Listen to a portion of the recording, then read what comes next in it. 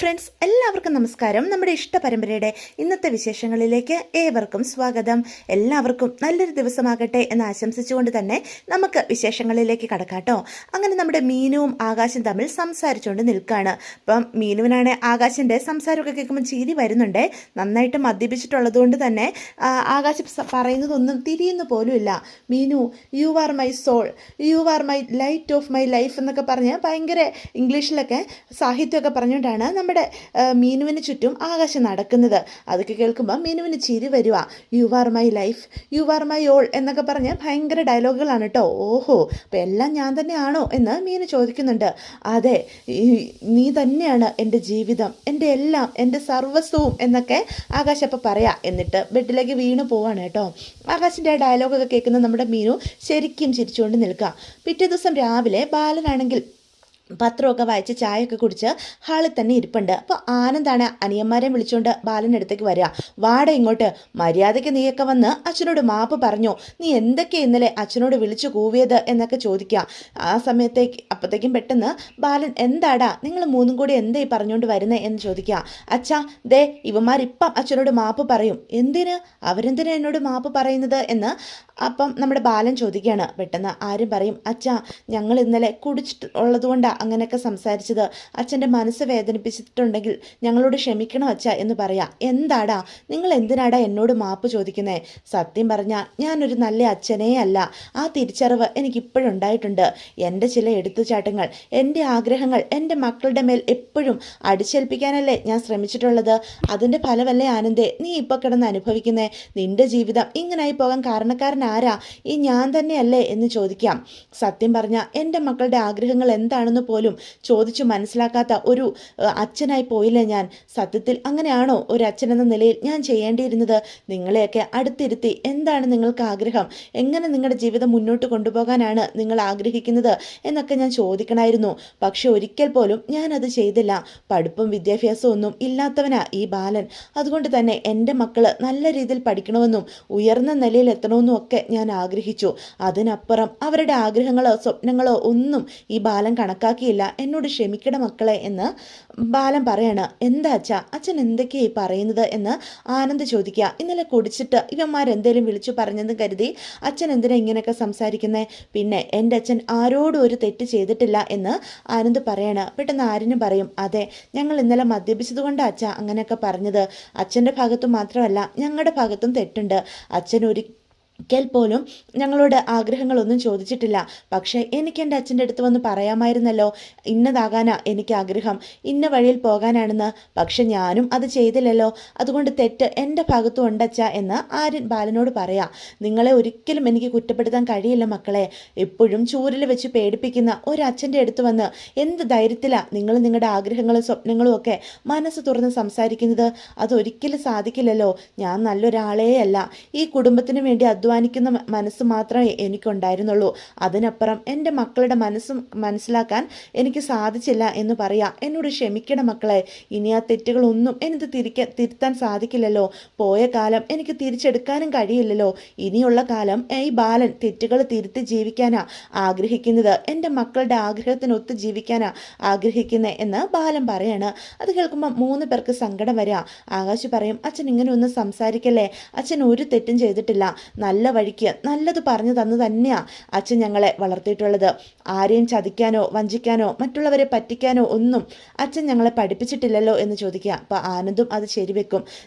ബാലൻ്റെ മക്കൾ എവിടെ പോയാലും തല ഉയർത്തിപ്പിടിച്ച് തന്നെ ജീവിക്കും. ഒരാളുടെയും ഒന്നും ഞങ്ങൾ ആഗ്രഹിച്ചിട്ടില്ല. അങ്ങനെ ആഗ്രഹിക്കാൻ അച്ഛൻ ഞങ്ങളെ പഠിപ്പിച്ചിട്ടുമില്ല. ഏറ്റവും സത്യസന്ധമായ രീതിയിൽ തന്നെയാണ് അച്ഛൻ ഞങ്ങളെ വളർത്തിയിരിക്കുന്നത് എന്ന് ആനന്ദ് പറയാം. അപ്പം മക്കളുടെ ആ സംസാരമൊക്കെ കേൾക്കുമ്പം ബാലന് സന്തോഷമാകുവാണ് കേട്ടോ.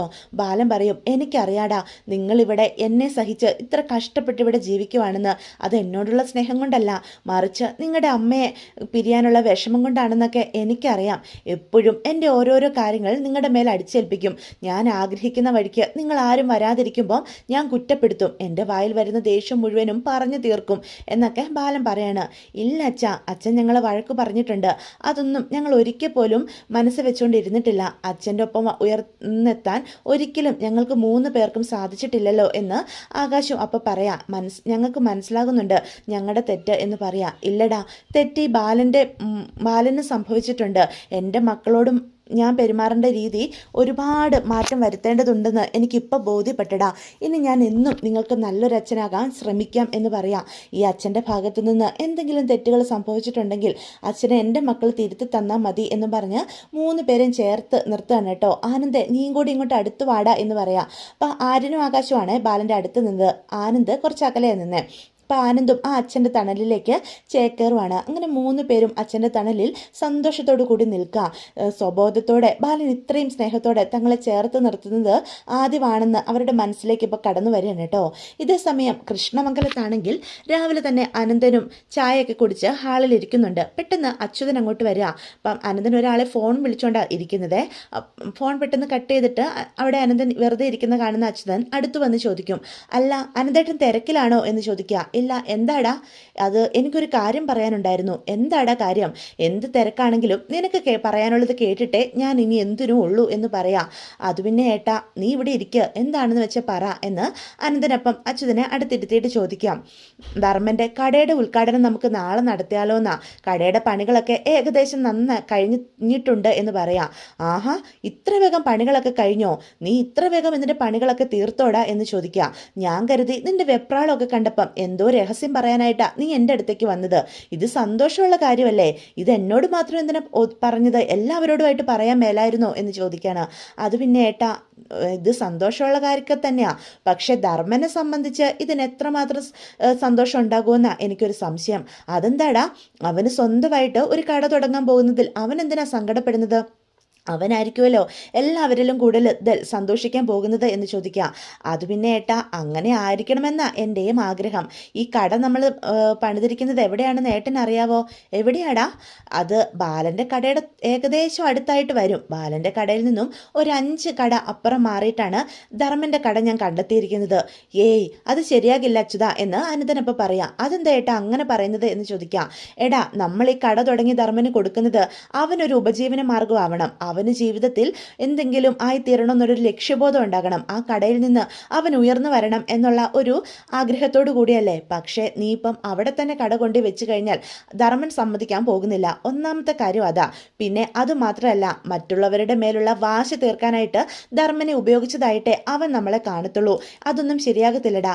നമ്മൾ സന്തോഷത്തോടു കൂടി ഒരു കാര്യം ചെയ്യുമ്പം മറ്റുള്ളവർക്ക് മേലുള്ള വാശിയോ പ്രതികാരമോ തീർക്കാനായിട്ടാവരുത് അത് എന്ന് എനിക്ക് ആഗ്രഹമുണ്ട് എന്ന് അനന്തൻ തൻ്റെ അഭിപ്രായം അച്യുതനോടായിട്ട് പറയാം.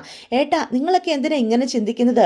ബാലനും അവൻ്റെ ഗോമതി സ്റ്റോറും കുത്തുവാള എടുക്കും എന്നുള്ള കാര്യം ഉറപ്പാ. പക്ഷെ അത് നമുക്കും ധർമ്മനും ഒക്കെ സന്തോഷമുള്ള കാര്യമല്ലേ ഏട്ടാ? അങ്ങനെ തന്നെ വേണമെന്നല്ലേ നമ്മളെല്ലാവരും ആഗ്രഹിക്കുന്നത് എന്ന് അച്യുതനോട് അപ്പം അച്യുതൻ അനന്തനോട് ചോദിക്കാം. പക്ഷെ അനന്ത് പറയും, ഏടാ ഇതൊന്നും ശരിയാകില്ല. ഏട്ടാ, കച്ചവടം എന്ന് പറയുന്നതേ ഒരു മത്സരമാണ്. നമ്മുടെ കമ്പനി മില്ലും ഒക്കെ ഇഷ്ടംപോലെ സ്ഥാപനങ്ങളോട് മത്സരിക്കുന്നില്ലേ? ഇതും അത്രയേ ഉള്ളൂ എന്ന് പറയാം. അവിടെ പുതിയ കട വരും, ഗോമതി സ്റ്റോറിൻ്റെ കച്ചവടം കുറയും, ബാലൻ ആ കട വിൽക്കും, അത് നമ്മളങ്ങ് മേടിക്കും. അത്ര തന്നെ. ഇപ്പം തുടങ്ങുന്ന കടയുടെ ബ്രാഞ്ച് അവിടെ അങ്ങ് തുടങ്ങും. അതാ ഞാൻ ആഗ്രഹിക്കുന്നത് എന്ന് അച്യുതൻ പറയാം. ദേ അച്യുത, ബാലനോടുള്ള പക വീട്ടേണ്ടത് ഇങ്ങനല്ല. ദേ ഏട്ടാ, ഇതെന്താ ഇങ്ങനെ? എന്ത് കാര്യം വരുമ്പോഴും ഏട്ടൻ ഇങ്ങനെ തന്നെ പറയുന്നത്. പക വീട്ടേണ്ടത് ഇങ്ങനല്ല അങ്ങനല്ല. പിന്നെ എങ്ങനെയാ? ഏട്ടനൊന്ന് പറഞ്ഞുതാ, എങ്ങനെയാണ് ബാലനോടുള്ള പക ഞാൻ വീട്ടേണ്ടത്? പറഞ്ഞുതാ, അതുപോലെ ഞാൻ ചെയ്യാം. അവനെ അടിച്ചു വീഴ്ത്തണം, പാതാളത്തിലേക്ക് ചവിട്ടി താഴ്ത്തണം. അങ്ങനെയാ പക വീട്ടേണ്ടത്. അതിന് കിട്ടിയൊരു അവസരം ഇത്. അല്ലാതെ അങ്ങോട്ടും ഇങ്ങോട്ടും കാണുമ്പോൾ മുഖം തിരിച്ച് നടക്കുന്നതല്ല പക വീട്ടല് എന്ന് അച്യുതൻ പറയണ്ട കേട്ടോ. എടാ, ഇതൊക്കെ ശരിയാകുമോ? ധർമ്മൻ ഇത് സമ്മതിക്കുമെന്ന് നിനക്ക് തോന്നുന്നുണ്ടോ? അവനോടിപ്പം ഞാനിതൊന്നും പറയാൻ പോകുന്നില്ല. കട തുടങ്ങാൻ പോകുന്ന സ്ഥലം അവൻ മറ്റന്നാൾ കടയിൽ വരുമ്പം അറിഞ്ഞാൽ മതി. എടാ, അവൻ അവിടെ കിടന്ന് ബഹളം ഉണ്ടാക്കിയാലോ? അതെ, അങ്ങനെ ബഹളം വെക്കാതിരിക്കാനുള്ള മരുന്നൊക്കെ എൻ്റെ കയ്യിലുണ്ട് ഏട്ടാ എന്ന് അച്യുതനപ്പം പറയാം. അച്യുത, എനിക്കെന്തോ ഇതത്ര ശരിയായി വരുമെന്നൊന്നും തോന്നുന്നില്ല. ദേവമംഗലത്തിന് ദോഷം വരാൻ ആഗ്രഹമില്ല എന്ന് തന്നെയാ ഏട്ടൻ്റെ മനസ്സിലിരിപ്പ് എന്ന് എനിക്കറിയാം. നഷ്ടങ്ങൾ സംഭവിച്ചതൊക്കെ എനിക്കും രാജശ്രീക്കും മാത്രമാണല്ലോ. ഞങ്ങളുടെ മോൻ ബാലൻ ജയിലിൽ കയറ്റിയത് ഞാനങ്ങ് മറന്നു കളയുമെന്നാണോ ഏട്ടൻ കരുതിയിരിക്കുന്നത്? എണ്ണി എണ്ണി പകരം ചോദിച്ചിട്ടേ ബാലന് ഞാൻ ഈ ഭൂമിയിൽ നിന്നേ തിരിച്ചയക്കത്തുള്ളൂ. അച്യുതാ, എല്ലാം നമ്മുടെ കയ്യിലൊന്നും അല്ലടാ. കുറച്ചൊക്കെ ദൈവങ്ങൾ കൂടി വിചാരിക്കണം. അതെ ഞാനിപ്പോൾ പറയുന്നുള്ളൂ. ദൈവം നമ്മുടെ കൂടെ ഏട്ടാ. ഇപ്പൊ തന്നെ കണ്ടില്ലേ, ആ ആനന്ദും ദേവിയും തമ്മിൽ പിരിഞ്ഞില്ലേ, അവിടെ ഓരോരോ പ്രശ്നങ്ങൾ ഉണ്ടാക്കുന്നില്ലേ, ദേവമംഗലം ഒന്ന് ഉലഞ്ഞില്ലേ. ദൈവം കൊടുത്ത ശിക്ഷയായിട്ടാ. ഇനിയും ഒരുപാട് ശിക്ഷകൾ കിട്ടും. ഇനി നമ്മുടെ കടയും കൂടി വന്നു കഴിഞ്ഞാൽ അവന്റെ തകർച്ച പൂർണ്ണമാകും. പിന്നെ ബാലൻ എന്ന് പറയുന്ന ഒരുത്തനുണ്ടാകില്ല. ദേ, ഏട്ടനോടൊരു കാര്യം ഞാൻ പറഞ്ഞേക്കാം. ഏട്ടൻ സപ്പോർട്ട് ചെയ്തില്ലെങ്കിലും എല്ലാവരുടെ മുന്നിൽ എതിർക്കാൻ നിൽക്കരുത്. കടയുടെ പേരെന്താ എന്ന് ചോദിക്കുക. ഇന്ദിര സ്റ്റോഴ്സ്, നമ്മുടെ അമ്മയുടെ പേരാ എന്ന് അപ്പം അച്യുതൻ പറയാം. അത് വെച്ചിട്ടാ ഞാൻ ധർമ്മനെ പൂട്ടാൻ പോകുന്നേ. അമ്മയുടെ പേര് പറയുന്നത് കൊണ്ട് തന്നെ അവൻ ബഹളമൊന്നും ഉണ്ടാക്കാൻ പോകുന്നില്ല. നാളെ ആയിരിക്കും ഞാൻ ധർമ്മനെയും മറ്റുള്ളവരും ഒക്കെ കാര്യങ്ങൾ അറിയിക്കാൻ പോകുന്നത്. പക്ഷെ കട ഇന്ന സ്ഥലത്താണെന്ന് സമയത്തെ അവൻ അറിയാൻ പോകുന്നുള്ളൂ എന്നും പറഞ്ഞിട്ട് അച്യുതൻ അവിടെ നിന്ന് കയറിപ്പോവാം. അപ്പം അനന്തൻ ഇങ്ങനെ ആലോചിച്ച് നിൽക്കുക. ഇതൊക്കെ എവിടെ പോയി അവസാനിക്കും എന്നൊരു ടെൻഷൻ അനന്തനുണ്ട്. ഒരു പരിധി കഴിഞ്ഞ് അച്യുതനെ എതിർക്കാനിട്ട് ധർമ്മനല്ല അനന്തൻ ശ്രമിക്കുന്നുമില്ല. ഇതേ സമയം റൂമിൽ ആര്യനാണെ ആകെ ടെൻഷനോട് കൂടി ചിന്തിച്ചിരിക്കുക. അപ്പം ഇത്രയും തൊട്ടടുത്ത് തന്നെ തുണിയൊക്കെ മടക്കിക്കൊണ്ട് നിൽക്കുന്നുണ്ട്. അതെ, എന്താ ഇത്ര കാര്യമായിട്ട് ആലോചിക്കുന്നത്? കുറേ സമയമായല്ലോ, ആലോചിച്ച് കൂട്ടുന്നുണ്ടല്ലോ എന്ന് ചോദിക്കുക. ഒന്നുമില്ല മിത്ര എന്ന് ആരും പറയാം. എന്തോ ഉണ്ട്. ഇല്ലടോ, ഒന്നുമില്ല എന്ന് പറയാം. അല്ല, എന്തോ സങ്കടമുണ്ട് എന്നെനിക്ക് മനസ്സിലായി. കാര്യം എന്താണെന്ന് പറയാം. അതെ, ഇന്നലെ അച്ഛനോട് ഞാൻ അങ്ങനെ ഒന്നും പറയാൻ പാടില്ലായിരുന്നു. ഇപ്പോഴും അതൊക്കെ തന്നെയാണോ മനസ്സിൽ എന്ന് മിത്ര ചോദിക്കാം. അല്ല, അത്യാവശ്യം വെള്ളം അടിച്ചതുകൊണ്ടേ എന്താ പറഞ്ഞതൊന്നും ഒരു ബോധം ഉണ്ടായിരുന്നില്ല. ആകാശേട്ടനും എന്തൊക്കെയോ വിളിച്ചു പറഞ്ഞായിരുന്നു. അതുകൂടി ആയപ്പം ഞാനും എന്തൊക്കെയോ അച്ഛനോടങ്ങ് വിളിച്ചു പറഞ്ഞു. പാവം അച്ഛന് സങ്കട ആയി കാണും. പറഞ്ഞു പോയില്ലേ ആര്യ, ഇനിയിപ്പം അതും ആലോചിച്ചിരുന്നിട്ട് എന്താ കാര്യം? അച്ഛനോട് പോയി മാപ്പൊക്കെ പറഞ്ഞില്ലേ, അതുകൊണ്ട് അതോർത്തിന് ടെൻഷൻ അടിക്കണ്ട എന്ന് മിത്ര പറയണം. എന്നാലും ഞാൻ പറഞ്ഞ കാര്യങ്ങളൊക്കെ അച്ഛൻ്റെ മനസ്സിൽ തന്നെ കിടക്കില്ലേ? എനിക്ക് അതോർക്കുമ്പോഴാണ് ഒരു കുറ്റബോധം. അത് നമ്മൾക്ക് പറഞ്ഞ വാക്കുകൾ ഒരിക്കലും ആരും മറക്കാനൊന്നും പോകുന്നില്ല. അത് അങ്കിളിൻ്റെ മനസ്സിൽ തന്നെ ഉണ്ടാകും. അങ്കിളുടെ മനസ്സിൽ തന്നെ തറച്ച് കിടക്കുകയും ചെയ്യും. പറഞ്ഞ ആൾ മറന്നാലും കേട്ടയാൾ ഒരിക്കലും മറക്കില്ല. പക്ഷെ അങ്കിള് നിങ്ങളോട് ക്ഷമിക്കും. ഇനി അത് വിട്ടേ കാര്യ. ഇനി അതും ആലോചിച്ച് എന്തിനുള്ള സമാധാനം കളയുന്നേ എന്ന് ചോദിക്കാം. അതെ, മുൻപേ ഞാൻ ഇതേ കാര്യം പലതവണ പറഞ്ഞിട്ടുള്ളതാ എന്ന് പറയാം. നമുക്ക് പാതി വഴിയിൽ നിർത്തിയ ലക്ഷ്യമുണ്ടല്ലോ, ഒരു ബെസ്റ്റ് മ്യൂസിക് ഡയറക്ടർ ആകുക എന്നുള്ള ലക്ഷ്യം, അതൊന്ന് പൊടിതട്ടി എടുത്താലോ എന്ന് മിത്ര ചോദിക്കുകയാണ്. അതൊന്നും ഇനി ഒരിക്കലും നടക്കില്ലടോ, ഞാനതൊക്കെ ഉപേക്ഷിച്ചതാ, അതൊക്കെ ഒരിക്കലും നടക്കാൻ പോകുന്നില്ല എന്ന് പറയാം. അതെന്താ നടക്കാത്തത്? ആര്യനെന്നാ അത്രയ്ക്ക് അങ്ങോട്ട് പ്രായമായോ? ആ ടച്ചൊക്കെ വിട്ടുപോയടോ? അങ്ങനെയൊന്നുമില്ല, വിചാരിച്ചാൽ നടക്കാവുന്ന കാര്യമേ അതുള്ളൂ എന്ന് മിത്ര പറയാണ്. എടോ, ഞാനൊരു മൂളിപ്പാട്ടെങ്കിലും ഈ അടുത്ത് പാടുന്നത് താൻ കേട്ടിട്ടുണ്ടോ എന്ന് അപ്പം ആരും ചോദിക്കാം. മൂളിപ്പാട്ട് പാടുന്നില്ലെന്ന് വെച്ച് മനസ്സിൽ സംഗീതമില്ലാതിരിക്കില്ലല്ലോ എന്ന് ചോദിക്കാം. ഇപ്പം എൻ്റെ മനസ്സിൽ സംഗീതമൊന്നും ഇല്ലടോ. എൻ്റെ മനസ്സിലിപ്പോൾ സംഗീതം ഉണ്ടെന്ന് എനിക്ക് തോന്നുന്നില്ല. സത്യം പറഞ്ഞാൽ അതൊക്കെ എൻ്റെ മനസ്സിൽ നിന്ന് പോയടോ എന്ന് പറയാം. ആര്യ, ഈ എഴുത്താണേലും സംഗീതമാണെങ്കിലും അതൊക്കെ ഒരു സിദ്ധിയല്ലേ? ഈ ജന്മനാ കിട്ടുന്ന സിദ്ധികൾ അതൊരിക്കലും നഷ്ടപ്പെട്ടു പോകില്ല. എവിടെയെങ്കിലും ഇങ്ങനെ ഉറങ്ങി കിടക്കുന്നുണ്ടാവും. എനിക്ക് അക്കാര്യത്തിൽ ഉറപ്പൊന്നും ഇല്ലടോ. പണ്ട് എനിക്കൊരു ഉറപ്പുണ്ടായിരുന്നു, വലുതാകുമ്പം ഞാൻ ആഗ്രഹിച്ചതുപോലെ ഒരു നല്ല മ്യൂസിക് ഡയറക്ടറായി മാറുമെന്ന്. ഈ നാടറിയപ്പെടുന്നൊരു മ്യൂസിക് ഡയറക്ടർ. അങ്ങനെ ഒരുപാട് സ്വപ്നം ഞാൻ കണ്ടിട്ടുണ്ട്. ആരെയും അറിയിക്കാതെ ഞാൻ കുറേ ഡയറക്ടേഴ്സിനെയൊക്കെ പോയി കണ്ടിട്ടൊക്കെ ഉണ്ട്. ആണോ, ഇത്രക്കൊക്കെ ഉണ്ടായിട്ടുണ്ടോ എന്ന് ഇപ്പം മിത്ര ചോദിക്കുക. വിദ്യാസാഗർ സാറിനെ കണ്ടിട്ടുണ്ട്, പിന്നെ ജയചന്ദ്രൻ സാറിനെ, അങ്ങനെ കുറേ പേരെയൊക്കെ ഞാൻ കണ്ടിട്ടുണ്ട്, പരിചയപ്പെട്ടിട്ടുമുണ്ട്. കൂടെ അസിസ്റ്റൻ്റായിട്ട് നിർത്താൻ പറ്റുമോ എന്നറിയാനായിട്ട്. പക്ഷേ അവർക്കൊക്കെ വേറെ അസിസ്റ്റൻ്റ് ഉള്ളതുകൊണ്ടായിരിക്കും അടുത്ത പടത്തിൽ നോക്കാമെന്ന് പറയും. മുഷിച്ച് ഒന്നും പറയില്ല കേട്ടോ. പക്ഷേ അവരുടെ ഒരു കോൾ വരുന്ന സമയത്തെ പലപ്പോഴും എനിക്ക് പോകാൻ പറ്റുന്ന അവസ്ഥയിലൊന്നും ആയിരുന്നില്ലടോ. അങ്ങനെ ഒരുപാടെണ്ണം ഒഴിവാക്കി.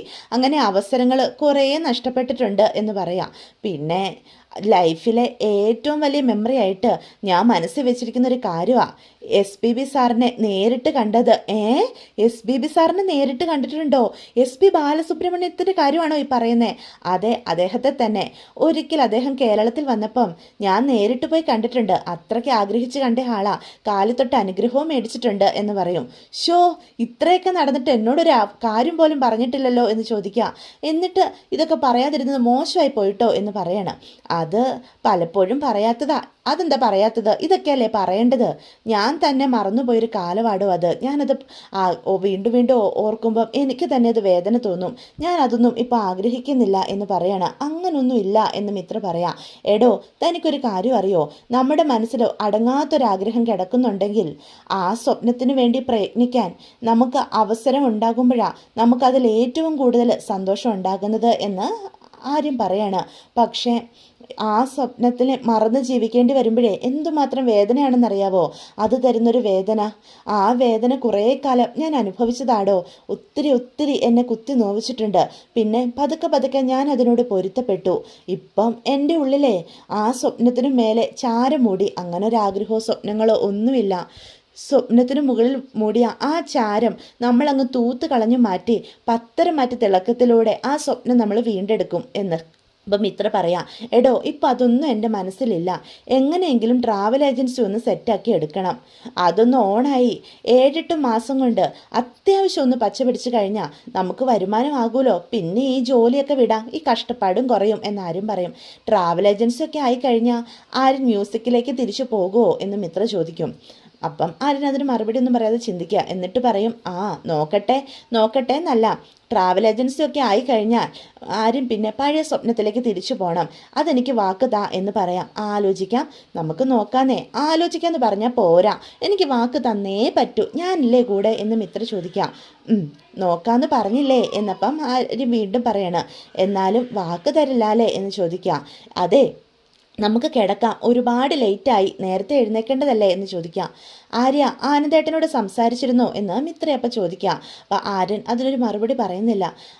ചേട്ടത്തിയുടെ കാര്യത്തെപ്പറ്റി ഒന്നും ഞാൻ ചോദിച്ചില്ല എന്ന് പറയാം. അപ്പം മിത്ര പറയും, ആനന്ദേട്ടൻ ഏടത്തിയെ അങ്ങനെ അങ്ങ് ഉപേക്ഷിക്കാൻ പറ്റുമോ എന്ന് ചോദിക്കാം. അത് ഞാനിപ്പോൾ എങ്ങനെ പറയാനേ മിത്രേ? ആനന്ദേട്ടൻ്റെ മനസ്സിൽ എന്താണെന്ന് എനിക്കറിയില്ലല്ലോ. നമ്മളൊന്നും വിചാരിച്ചതല്ലല്ലോ അവരും ആനന്ദേട്ടനും തമ്മിലുള്ള ബന്ധം. എനിക്ക് തോന്നുന്നത് ആനന്ദേട്ടൻ്റെ മനസ്സ് മാറുന്ന, ഏടത്തിക്ക് ഒരു അവസരം കൊടുക്കുന്ന. ഇല്ല മിത്രേ, ഇപ്പോഴത്തെ സാഹചര്യത്തിൽ ഏട്ടൻ്റെ തീരുമാനത്തിൽ ഉറച്ചു നിൽക്കുകയുള്ളൂ. നിങ്ങൾക്ക് ഏട്ടനെ പറ്റി അറിയാത്തത് കൊണ്ടാണ് ഏട്ടനൊരു തീരുമാനം എടുത്താൽ അതിൽ നിന്ന് മാറില്ല. അപ്പം ഇനി ഏടത്തി ഒരിക്കലും ഇങ്ങോട്ട് തിരിച്ചു വരില്ല എന്നാണോ?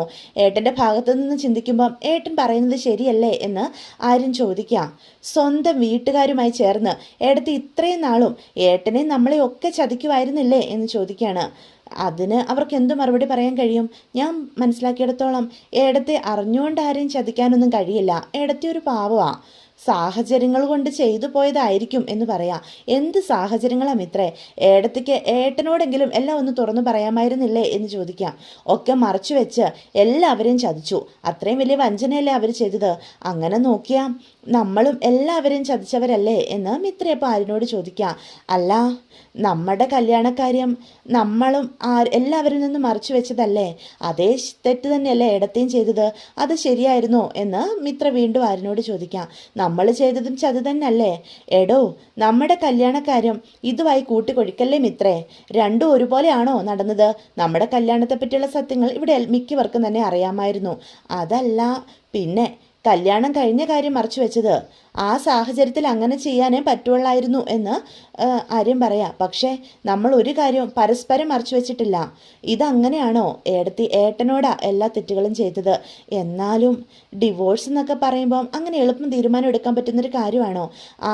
ആനന്ദേട്ടനോടൊന്ന് സംസാരിച്ചൂടെ എന്ന് ചോദിക്കാം. എടോ, നമ്മൾ പുറത്തുനിന്ന് നോക്കി കാണുന്നത് പോലല്ല പലരുടെയും ജീവിതം.